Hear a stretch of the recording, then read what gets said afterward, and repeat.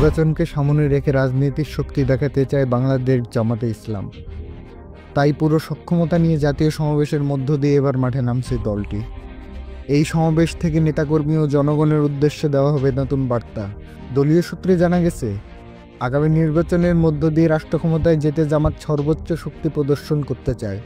এই লক্ষ্যে তারা অন্যান্য ইসলামী দলগুলোকে পাশে চাইছে এবং ইসলামপন্থী ভোটগুলোকে এক ছাতার নিচে আনার চেষ্টা করছে। একই সঙ্গে অমুসলিম ভোটারদের কাছে টানতেও তাদের পরিকল্পনা রয়েছে। গণঅভ্যুত্থানের পর কোণঠাসা অবস্থা থেকে বেরিয়ে এসে স্বতঃস্ফূর্ত কর্মকাণ্ড চালাচ্ছে। ইতিমধ্যে দলীয় প্রতীক দাঁড়িপাল্লা সহ নির্বাচন কমিশনের নিবন্ধন ফিরে পেয়েছে তারা।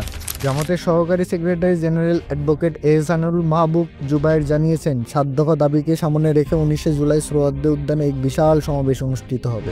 তাদের 7 দফা দাবিগুলোর মধ্যে উল্লেখযোগ্য হলো সব গণহত্যার বিচার, প্রয়োজনীয় মৌলিক সংস্কার, শহীদ ও আহত পরিবারের পুনর্বাসন, পিআর পদ্ধতিতে জাতীয় নির্বাচন, প্রবাসীদের ভোটাধিকার এবং লেভেল প্লেয়িং ফিল্ড নিশ্চিতকরণ।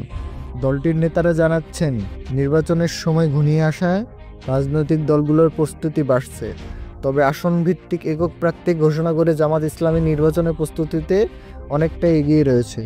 সারা দেশে তাদের সম্ভাব্য প্রার্থী এখন চতুর্মুখী তৎপরতায় ব্যস্ত।